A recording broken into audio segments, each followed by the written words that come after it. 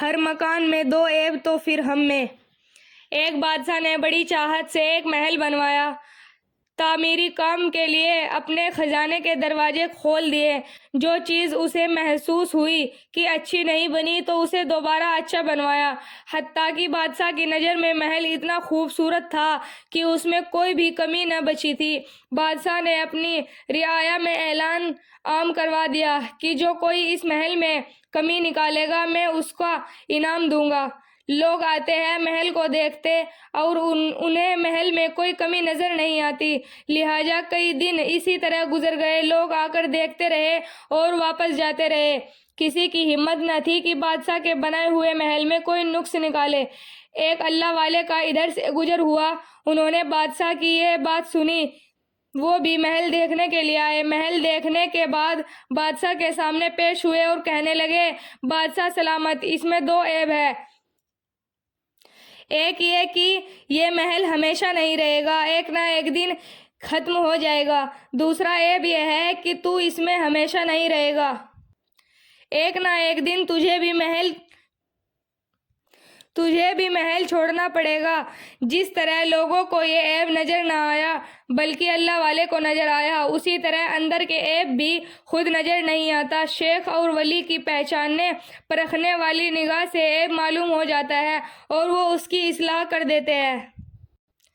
شیخ کی صحبت میں تیل بتی ٹھیک کر کے جاؤ۔ شیخ شہاب الدین سہروردی رحمۃ اللہ علیہ کے ایک آدمی آیا۔ حضرت رحمۃ اللہ علیہ نے اسے ایک دن اپنے پاس رکھا، توجہات دی اور دوسرے دن اس کو اجازت و خلافت دے دی۔ جو لوگ سالوں سے رہ رہے تھے وہ کہنے لگے، حضرت ہم تو آپ کی خدمت میں کئی سال سے موجود ہیں، لیکن آپ کی مہربانی اس پر ہو گئی۔ حضرت رحمۃ اللہ علیہ نے فرمایا، ہاں وہ اپنے تیل اور بتی کو ٹھیک کر کے آتا تھا، میں نے تو صرف اس کے چراغ کو روشن کیا ہے۔ آج کل کے سالک تو یہ ایسے ہیں کہ وہ کہتے ہیں کہ تیل بھی پیر ڈالے اور بتی بھی پیر لائے، ہمارا یہ احسان کافی ہے کہ ہم نے بیعت کر لی۔ عبد القدوس گنگوہی رحمۃ اللہ علیہ کی بات چیت کا اثر۔ حضرت عبد القدوس گنگوہی رحمۃ اللہ علیہ کے بیٹے علم حاصل کر کے فارغ ہو کر گھر آئے تو ایک محفل میں حضرت نے فرمایا کہ اے بیٹا، یہ سالکین کی جماعت تمہارے ساتھ بیٹھی ہے، انہیں کچھ نصیحت کرو۔ بیٹے نے علوم و معارف سے بھرپور واضح کیا کہ لوگ ٹس سے مس نہ ہوئے۔ آخرکار حضرت نے فرمایا، فقیروں، کل ہم نے دودھ رکھا تھا کہ سحری کریں گے، مگر بلی آئی اور اسے پی گئی۔ بس یہ بات سنتے ہی سب لوگ دہاڑے مار مار کر رونے لگ گئے۔ محفل کے ختم پر گھر پہنچے تو حضرت نے بیٹے سے فرمایا کہ بیٹا، تم نے اتنا اچھا بیان کیا مگر کسی کے کان پر جوں نہ تک رینگی۔ میں نے عام بات کہی تو لوگوں پر گریہ طاری ہو گیا۔ بیٹے نے کہا، ابا جان، یہ تو آپ ہی سمجھ سکتے ہیں۔ حضرت نے فرمایا کہ اب دل سوز عشق سے بھرا ہو تو زبان سے نکلی ہوئی بات میں اثر ہوتا ہے۔ حضرت شاہ عبد القادر رحمۃ اللہ علیہ کی نگاہ میں تاثیر۔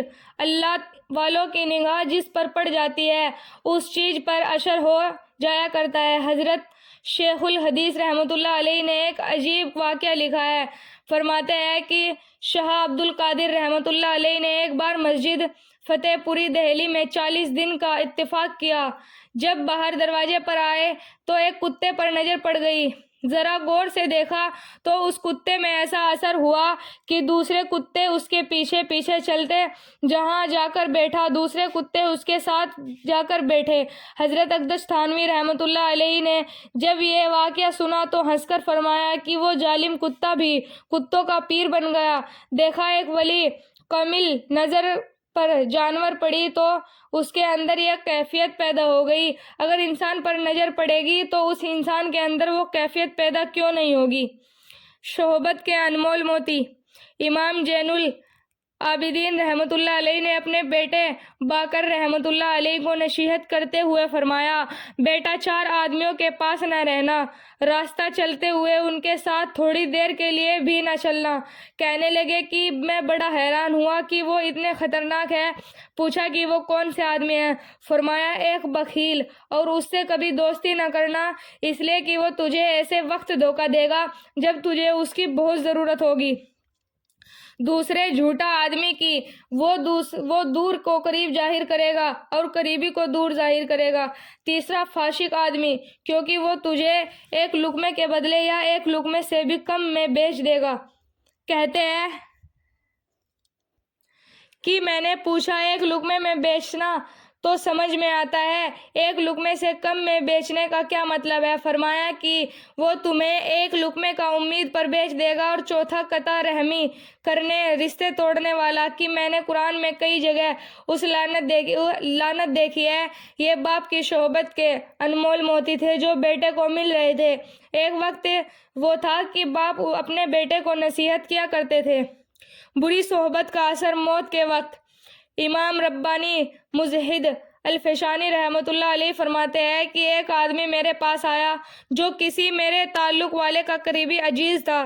وہ بیمار ہو گیا، قریب تھا کہ اس کی موت آ جائے۔ وہ تعلق والا بندہ میرے پاس آیا اور اس نے بڑی منت رضامند کی کہ حضرت آخری وقت کی تشریف لائے اور کچھ توجہ کی نگاہ فرمائے، اس کی آخرت اچھی بن جائے گی۔ فرماتے ہیں کہ وہ میں کہاں گیا، میں نے بہت دیر تک توجہ دی مگر دیکھا کہ اس کے دل کی ظلمت پر کوئی فرق نہ پڑا۔ میں بڑا حیران ہوا کہ ایسے پہلے کبھی نہیں ہوا تھا۔ پہلے تو سب اللہ تعالیٰ کی مدد سے متوجہ ہوا، رب کی رحمت نے مدد فرمائی اور سالکین نے دلوں کے اندھیروں کو دور کر دیا۔ وہ عجیب معاملہ تھا کہ اتنی توجہ بھی کی مگر اس کے دل پر ذرہ برابر بھی اثر نہ ہوا۔ بے اختیار اللہ تعالیٰ کی طرف متوجہ ہوا تو دل میں ڈالا گیا کہ اس کی توجہ سے یہ ظلمت دور نہیں ہوگی، اس لیے کہ اس آدمی کے کافروں کے ساتھ محبت سے